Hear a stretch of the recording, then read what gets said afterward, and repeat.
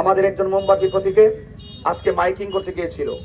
Miking করতে যাওয়ার পর তার সাথে খারাপ ব্যবহার করেছে, তার মোবাইল কেড়ে নেওয়া হয়েছে। আমি যখন একটু আগে শুনেছি, আমি সুলতান ভাইকে বলেছি ওসি মহোদয়কে ফোন দেন, আগে বিচার তারপর নির্বাচন। সুতরাং এখন আমরা থানায়ও যাব। আমি পরিষ্কার ভাষায় বলবো, প্রহসনমূলক নির্বাচন এই দেশে চলবে না, আধিপত্যবাদের কাহিনী এই দেশে চলবে না, লাল চোখ দেখিয়ে সাধারণ মানুষদেরকে হয়রানি চলবে না, কোনো মামলা বাণিজ্য এই দেশে চলবে না। যদি আপনি জনগণের আকাঙ্ক্ষা না বুঝেন, তাহলে প্রশাসনের বিপরীতেও জনগণ দাঁড়িয়ে যাবে। এই জন্য আমাদের প্রশাসনের প্রতি আমাদের আস্থা আছে। আমরা প্রাথমিকভাবে আজ নোটিশ করতে যাব, কেন আমার ছেলেকে বাধা দেওয়া হলো, কেন আমার ছেলের কাছ থেকে মোবাইল নেওয়া হলো। সেই জন্য আমি অবশ্যই থানায় একটু পরে যাব।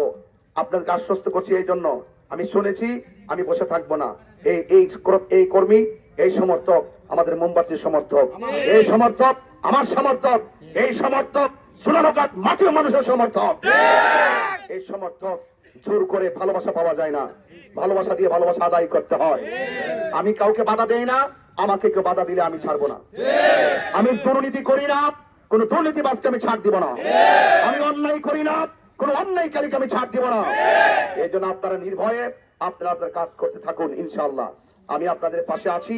যখনই কেউ যদি, আজকে এখানে দেখেছি চা শ্রমিকদের আমার কয়েকজন দাদা এখানে সনাতন ধর্মীর এখানে বক্তব্য দিয়েছেন। আমি জানি এই ভিডিও ফুটেজ যখন কেউ না কেউ দেখবে, তখন রাতের বেলা দিনের বেলা তাদের নাম্বার কালেক্ট করবে, তাদেরকে হুমকি দামকি দিবে। যদি হুমকি দামকি দেওয়া হয়, ওই নাম্বার সংগ্রহ করে আমাকে দিবেন, আমি একাই 100 ইনশাআল্লাহ। ইনশাআল্লাহ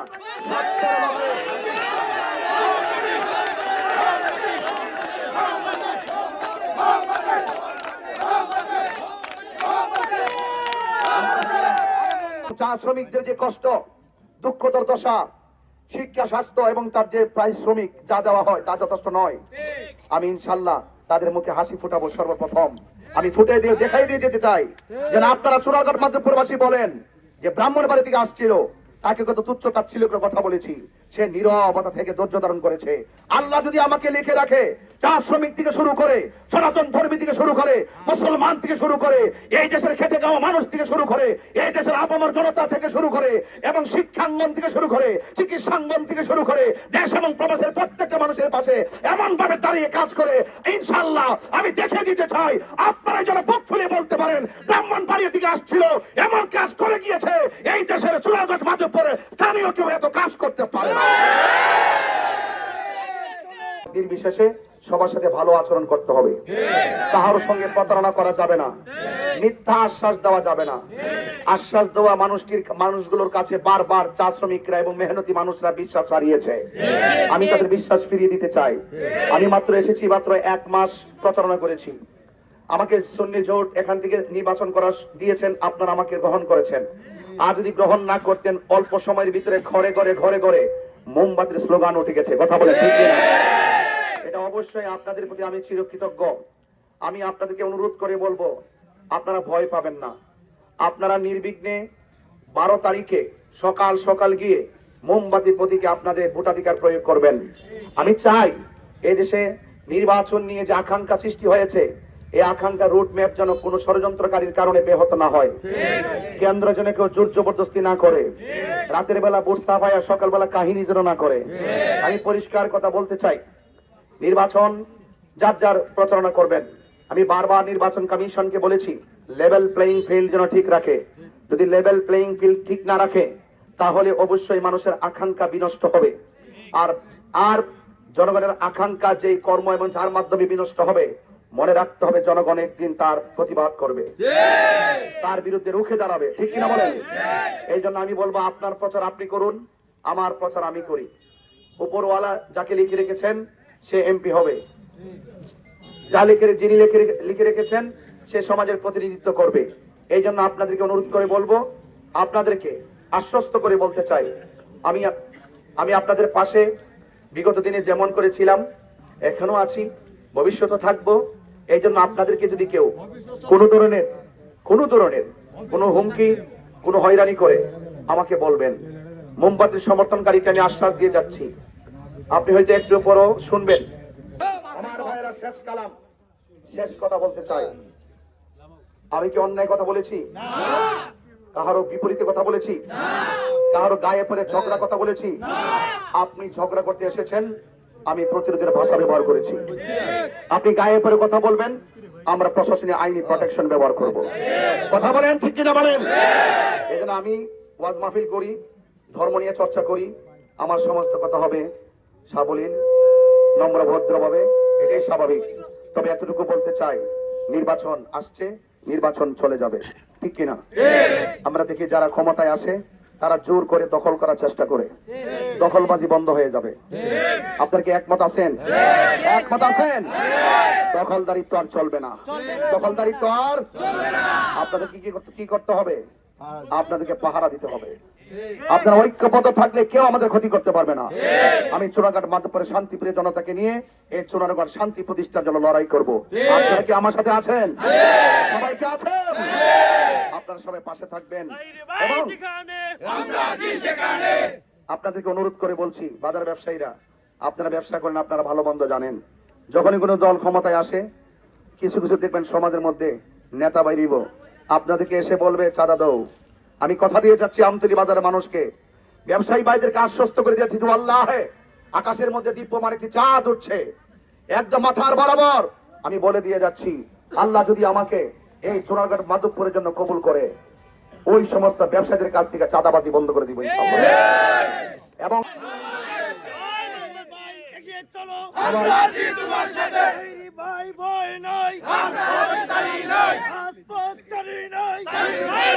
আমার ভাইরা, আপনারা আমার জন্য দোয়া করবেন। অন্যান্য ধর্মে যারা আছেন আশীর্বাদ আদাব জানাচ্ছি।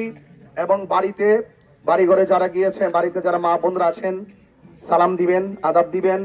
এবং আপনারা আমার প্রতি আশ্বাস রাখবেন। আমি অনুরোধ করে বলছি, আমার কাছে আপনারা কিছু চাওয়া লাগবে না। আমি মোটরসাইকেলে ঘুরে ঘুরে চা শ্রমিকদের প্রত্যেকটা গলিতে গলিতে ঘুরতেছি, এবং এমন কিছু জায়গায় যাওয়ার পরে বলে যে হুজুর আপনি তো আসছেন, এই পর্যন্ত কোনো প্রার্থী আমাদের মাঝে আসে নাই, বাঙ্গা রাস্তা যায় না, কোমর ব্যথা করবে। কিন্তু আমি গিয়েছি, আমি বিশ্বাস করি, আমি যদি প্রতিনিধি হয়, যদি আমি এসির ভিতরে থাইকা ফুল সজ্জা জায়গায় যদি ঘুরে ঘুরে বক্তব্য দিয়ে চলে যায়, তাহলে খেটে খাওয়া মানুষ যে কষ্ট করে তাদের কান্না কানে আসবে না। তাদের কান্না যখন কানে আসে, হৃদয়ে মায়া জমে, তখন প্রতিনিধি হওয়ার পর সর্বপ্রথম ওই কান্নার চোখের পানি মোছার চেষ্টা করে। এজন্য আমাদের ওরা চোখের পানি দেখে না এবং কান্নার মর্ম বুঝে না, তাদের কষ্টের মর্ম বুঝে না। যদি মর্ম বুঝতো, তাহলে আমাদেরকে এই চা শ্রমিকদের প্রত্যেকটা এরিয়াকে, সম্ভাবনাময় জায়গাকে আমরা অসাধারণ নিকেতনে পরিণত করতে পারতাম। চা শ্রমিকদের কথা বলি, শেষ কথা বলছি, চা শ্রমিকরা যেভাবে বসবাস করে, এইভাবে দেশের স্বাধীন নাগরিক বসবাস করতে পারে না। তাদের জন্য স্থায়ী জায়গার বন্দোবস্ত করতে হবে, তাদের জন্য চিকিৎসার বন্দোবস্ত করতে হবে, শিক্ষার বন্দোবস্ত করতে হবে, তাদেরকে স্বাবলম্বী করে তুলতে হবে ইনশাআল্লাহ। শিল্পায়নের পাশাপাশি আমরা প্রত্যেকটা মানুষের খেদমতে আমরা নিজেকে কুরবান করে দেওয়ার মানসিকতা নিয়েই রাজনীতিতে এসেছি। সবাই পাশে থাকবেন, সবাই আমার জন্য দোয়া করবেন এবং মোমবাতি মার্কায় ভোট দিবেন। শেষ কথা, জয় হোক মেহনতি মানুষের, জয় হোক মোমবাতি প্রতীকের। আসসালামু আলাইকুম ওয়া রাহমাতুল্লাহি ওয়া বারাকাতুহু।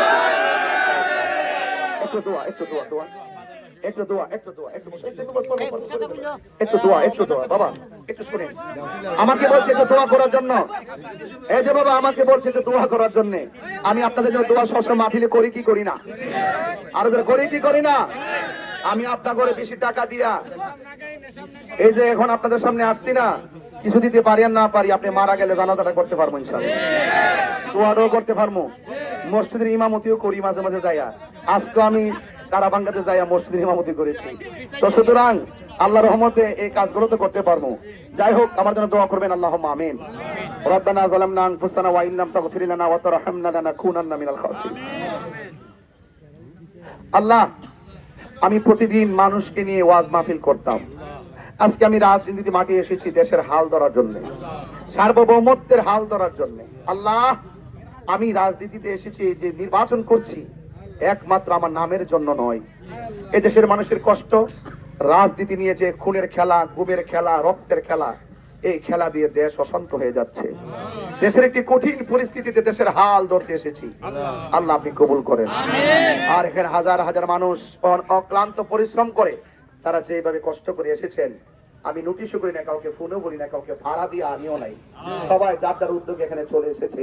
আল্লাহ আপনি তাদেরকে হায়াতে তৈয়বা নসিব করে দেন। আল্লাহ আপনি শান্তি নাজিল করে দেন। সকল ধর্ম বর্ণ মানুষের মাঝে আপনি নিরাপত্তা তৈরি করে দেন। আল্লাহ শান্তি নাজিল করে দেন। একদিন আমরা চলে যাব, কেউ থাকবো না, কেউ থাকবো না, সবাই চলে যাব। এই মানুষগুলো যখন দেখি দোয়ায় হাত তুললে আর রাজনীতির কথা মনে থাকে না। দোয়ায় যখন হাত তুলি তখন সকলকে নিয়ে একটা আধ্যাত্মিক চর্চায় আধ্যাত্মিক জায়গায় হারিয়ে যায়। এই জন্য আপনাদেরকে দোয়ার মধ্যেই বলতে চাই, কেউ কি পৃথিবীতে থাকবে চিরদিন? আমার মরণের কতদিন বাকি আমি জানিলাম না গো আল্লাহ, কতদিন বাকি আমার মরণের, আমি জানিলাম না গো আল্লাহ, মরণের কতদিন বাকি।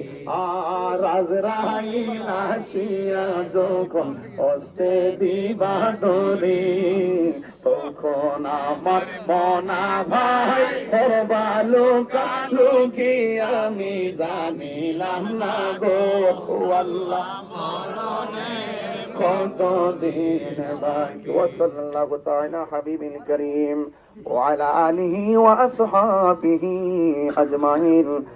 আমিন আমিন। কালিমায়ে তাইয়্যিবা লা ইলাহা ইল্লাল্লাহু মুহাম্মাদুর রাসূলুল্লাহ সাল্লাল্লাহু আলাইহি ওয়াসাল্লাম।